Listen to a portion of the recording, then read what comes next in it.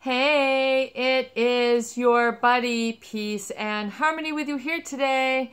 Much love going out to all the beautiful, empowered harmonizers. And we are zooming in and focusing in today on an excellent, awesome viewer question. And that is, how do you get strong and healed in the presence of an abusive, either narcissistic, psychopathic, emotionally manipulative individual? Someone who has gotten you to essentially be triggered, to feel weak, to feel shaky in your knees, to feel quivery in your voice, or furthermore, ignore and numb out and tolerate the insinuating criticisms, manipulative treatment, the backlashing, the stonewalling, the ignoring, the belittling of your strengths, your accomplishments, and not really sort of acknowledging you and validating you for who you are in the completeness of your being, at the core of who you are, at the core of your strengths, and able to really sort of disown you from your own feelings and cause you a perpetual pattern or habit of tolerance of their chiding behavior, of their belittling behavior, of their ignoring, of their scapegoating and sabotaging you, really in overt as well as covert ways. In other words, they are overwhelming and overpowering of you, and others, of course, tend to perpetuate and promulgate and fan the flames, pour the gas on the fire for these types of people.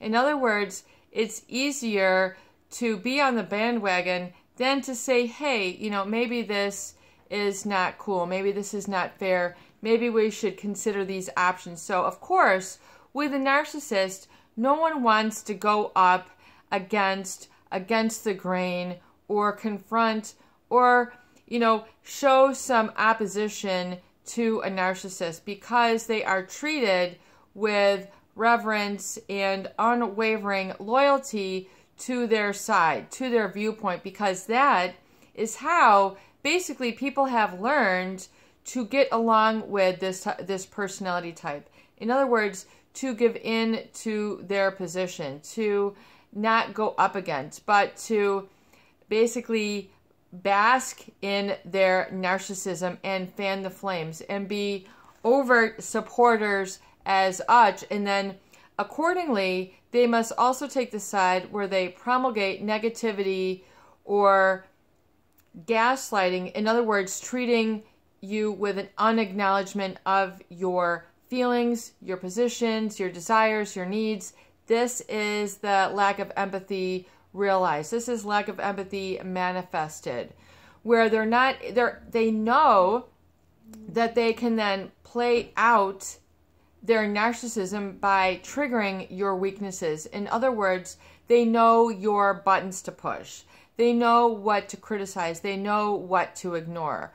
They know how to shut you down in your excitement. They know how to edge you out from your opportunity to speak. They know how to treat you with utter disregard and being very dismissive of your needs. So the narcissist not only will gain attention, power, and control over others through sort of their, I am more important than others persona and illusion and sort of film that they tend to run towards others publicly, but they also do this on the flip side through being very dismissive of others. And others, in other words, they're able to look themselves better through negative attention towards others. In other words, it's like on a percentage basis. They're able to keep 95% of the floor while giving you only 5%. They're able to shut you out at all the right opportune times. They're able to do things like share the family photos with a select group at one corner of the table or another room. These are the people who engage in texting towards specific others who are in the room and disregard others. They're the people who share their phone, their device, their tablet, their information with only a select group of others while you're in the very room and expect you not to react. In other words, treating you as if you're invisible, treating you as if you are a second-class citizen or a plant in the room or a piece of furniture. This is to feel very objectified, and this is very painful. This is very scary, especially if these are people in your family, your workplace, your building. You know, there's not a law of reciprocity. There is no fair game. There is no protocol. There are no rules to follow of ordinary human societal courtesies, politeness. When these people are around, everything becomes violated, a transgression of boundaries. Rules don't apply to these types of individuals, the narcissist. They are above the law. They are above the rules. They are above human courtesy. They might be so good looking, so they have this entitlement. They might be so rich that they have this entitlement. They might be on drugs, so they act out of this entitlement. They might be on alcohol, so you're dealing with this entitlement. They are belligerent. They're not in sort of a humble reality, and they're not able to really have the empathy to see what they're doing or to care how they are causing others to feel. This then can create a feeling of weakness, intimidation, being shut out, feeling less than, being less credible than, less good looking than, less rich than. Even though you have all these strengths, you have talents, you have the money, you have the accomplishments, you know, they will be dismissive of these and ignoring and invalidating.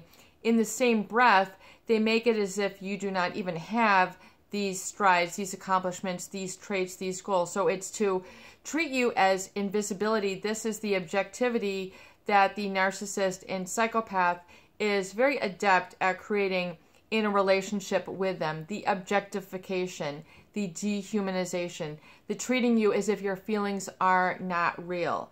So this, or don't matter, don't exist, so they don't, in other words, it doesn't give air to your feelings. Your feelings are an energetic vibration. You have energetic places, especially subconsciously within you. So your feelings, your energy in motion, your emotions, all of your biological systems are nothing but energy centers communicating and interacting with each other. And most interestingly is that of the human mind. It is a phenomenon, it is a miracle on planet Earth. The human mind, human consciousness, as well as spirituality. It is the true frontier. It is the place for true pioneers to dive into. And those people who have encountered abuse, shunning, scapegoating, gaslighting, brainwashing, the treating with really these personality disorders, these dynamics, either in your marriage, your spouse, your family, or your work environment, you become in a position where you must enter into this frontier, which oftentimes is the seat of spirituality and that of the unconscious. Because these types of individuals create a need to adapt or adjust to them. You then have to cope. Your life becomes nothing, oftentimes, if you're really in depth with these people, nothing but a coping mechanism to them. To cope means to adjust. To cope means to handle stress. To cope means to handle the fear. The cope means to deal with the invisibility and the sort of suppressing of your experience, the denying of your experience, and telling you that this doesn't really happen, this doesn't really matter. It is to extinguish your truth. It's to really shut you down at your core, your passion, because your passion can't explode and drive your life if you're simultaneously having to overtly cope and put energy into the suppression of your fears, or to have these annihilated or extinguished through the lack of empathy. To have people basically tell you to just put up and shut up, to deal with this abuse, to let them get away with it. Let them be the alcoholic. Let them be the drug addict. They are doing nothing but enabling. I don't care if they're a millionaire, a multimillionaire, a billionaire, or a corner junkie. Enabling is enabling. If you allow this to run rampant, eventually this person will be at their own mercy, and they will oftentimes fall at their own mercy as well. Their persona is like a house of cards. Eventually, there's going to be one card that's pulled out and it's going to topple. It is a very unstable structure, despite the veneer of them being overly strong, overly courageous. This is narcissistic, run rampant, gone wild. Psychopathy that is run rampant in an organization where it's from the top down. This person is cutting themselves checks. They're working with other vendors. They're, cooking the books. They're screwing their employees. This is what the psychopath just thinks is normal, because to them, they have no conscience. They have no morality. You cannot instill this in them. You cannot create this in them. And when you expose them, or the narcissist, you are aware and you see them for who you are. This in itself should make a huge change in you.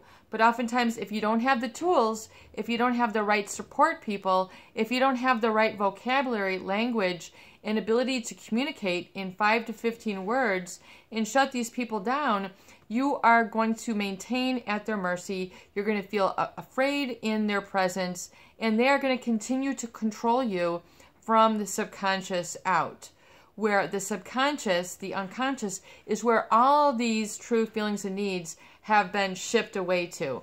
They've been pushed down. They are like the closet of your emotions. They are like the skeletons of your feelings. They eventually are going to pack into a closet until it bursts open through enough years of repression to basically, create this, triggering situation. The triggering means there's still an anchor in your past which you're still tugging along that was not dealt with. Unfinished business. Imagine a business owner that has a client that he should have shipped out a good to 35 years ago. And that client is still like, hey, where is my shipment? And then, eventually this person calls the police, small business claims court, whatever, until you come pounding at their door, and then that business has to deal with it. That's very much what like unfinished business is with a narcissist relationship, where you still feel weak. You're still in the tolerance mode. You're in the coping mode. You're in the defense mechanism mode. And if you don't deal with it, especially if it's kind of in your face, in your family, in your workplace, then this is going to be a chronic undergirding feeling of tension, of discomfort, of unpleasantries. You are still captive to this person. You're still captive to the extinguishing of your voice. You're still allowing these trespasses of your being to proliferate and continue. It is a trespassing, like in the Catholic religion. You don't want to and you want to forgive others who have trespassed against you. This is the ultimate trespassing, when you just ignore people's feelings. It's like you're running just, a search, with search dogs into somebody's being, and just allowing them to eat whatever or take whatever, and, without your knowledge, without your saying, without your ability to confront and deal with. So this creates fear. This then creates a feeling of fight or flight. This then creates a feeling of weakness, of, an anxiety that, this person is stronger and I'm just kind of in the shadow of their energy. You are only in the shadow of your own energy in the face of these people. Yes, they're going to do hurtful things. Yes, they might treat you with, it is not what they do, it's what they don't do. It's not what they say, it's what they don't say.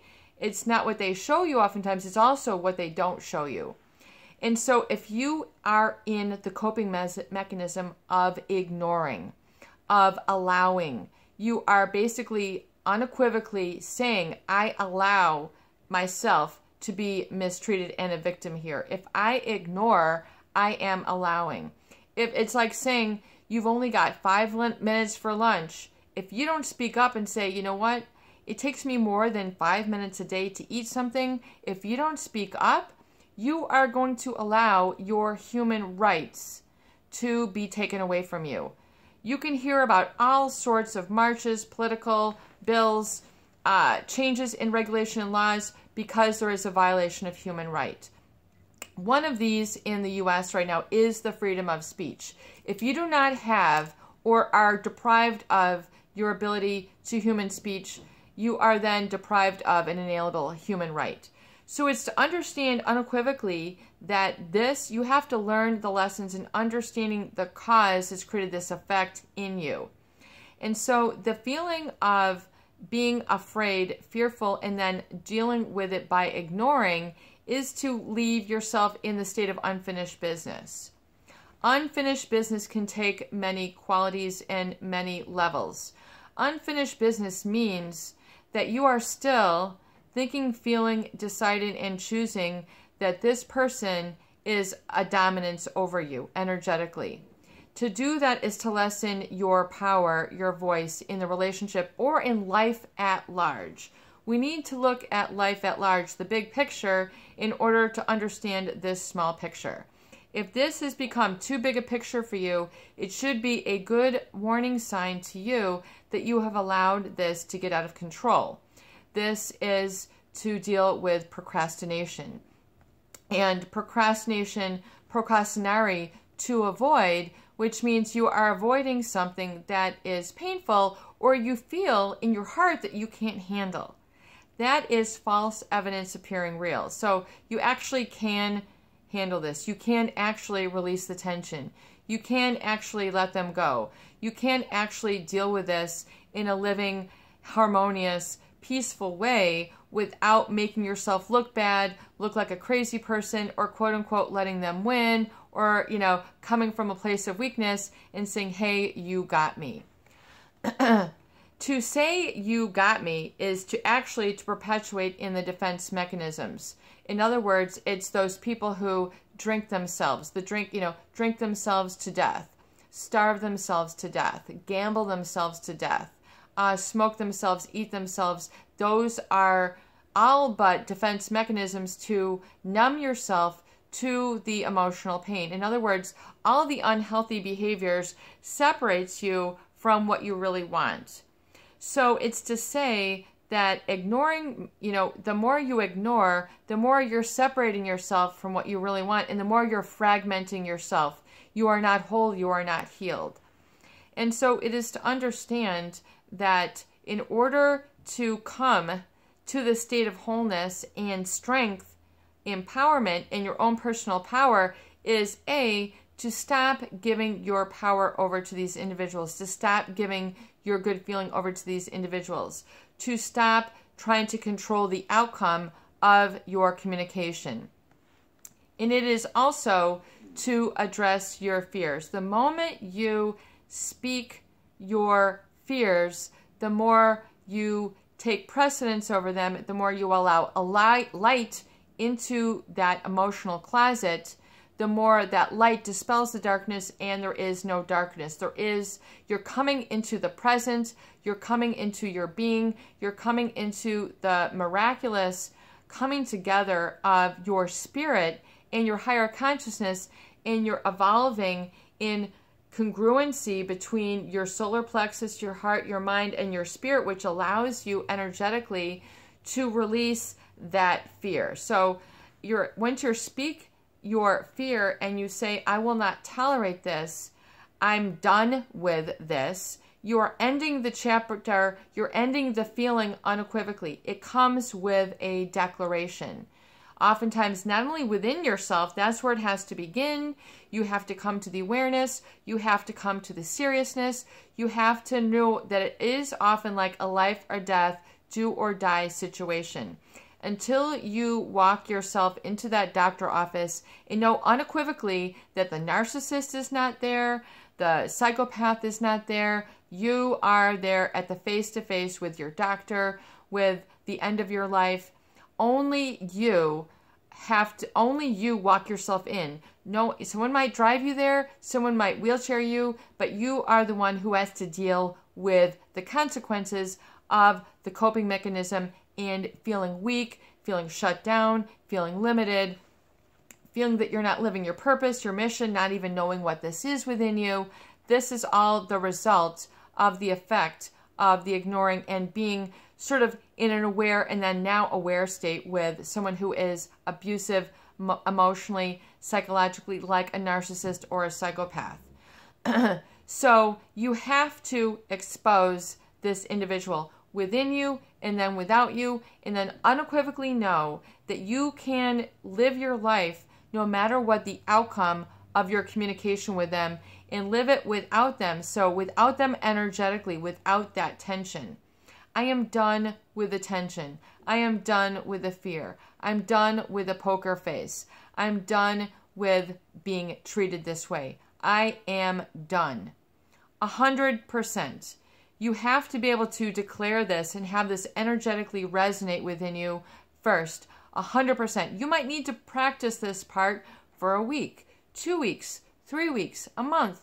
Only you can let the lever out and let the steam out and, let go of that tension until you continue to believe that you are less than, feel less than, don't have enough as, are not enough of a person, are, the more you believe those, the more you're going to perpetuate that weakness. Until you confront that individual and saying, I'm done with you living in my house. I'm done with you treating me this way. I will not tolerate it. I cannot have this. Because the more you allow that tension, the stress and the anxiety does kill. It does program your DNA to disintegration, splitting, and tension, the anxiety, which then controls the healthy communication of energy and fuel between all the cells. It also impacts your spiritual and your thought patterns and how you communicate, what you go for in life, what you experience, the energy and vitality that you experience, the confidence and security and unconditional love that you can't carry with you all day. So it's not fair to you to experience this intimidation and fear and this weakness. This does not have to permeate your life. You need to get into an internal environment of peace and feel-good neurochemistry in order to confront this. So if you are feeling the state of anxiety, you're feeling fearful, you're feeling weak, you're not feeling strength because of these relationships, then unequivocally you have to change yourself energetically. You have to get into and create, this is created by meditation, allowing yourself to stop doing to become more. Allow yourself to come into a state of peace and strength, and then validate this and rememorize and reprogram this neurochemically and neurophysiologically through your central nervous system and your nervous system. This does not mean you get stuck in solitude. This does not mean you get stuck in isolation. This means that you are unequivocally to know this in every fiber of your being, and then give you the ability to carefront or confront these situations and eliminate this tension, which you've become so used to, so tolerant of, so ignoring of, and then procrastinating, and then edging you out from your position and what you have in your life, and feeling like you have it all, you have what you want, and being happy. So it is to know that if these people are still in your life and they're still treating you in ways that you are not happy with, you unequivocally have to stop this from happening, and you need to actually verbally communicate in 5 to 15 words that you will not tolerate, and this is unacceptable behavior and treatment. And then you need to say and put that I am stopping this pattern. I will not allow this pattern to continue. In other words, the ignoring of your texts, ignoring of your emails, ignoring of your phone calls, treating you as if you are less important. You need to confront this very situation that's causing this feeling. If they are not responsive, you need to advise them that their unresponsiveness is not tolerated. This is not acceptable. This pattern of communication is not right. My attempts don't warrant the ignoring. I refuse to be stonewalled. And if you can make this statement, you have to speak your truth, your desire, your feeling energetically to this person. You need to show up for your own needs. You need to stand up and represent yourself like you're standing up for your own human rights. It's like you become your own emotional legal system. You become embodied with that truth, like a passionate flame. You might become really heated up. You might begin to sweat. You might begin to tremble. You might, begin to, really feel that this is scary for you. That is excellent. You're walking on the coal. You're allowing yourself to walk across the coal bridge to your self-respect and your respect from these people. We're about to run out of tape. We're going to continue with different ways to confront and deal with and handle these personality types that allows you to feel strong and to get what you deserve and what you're looking for, because unequivocally this can change and shift the energy of these relationships so they see and know what they're dealing with and will treat you and give you what you actually want accordingly, all because you confronted it, you spoke your fears, and you were able to do that in a peaceful, harmonious, and also oftentimes it has to come from that peace within, that harmonious, neutral, and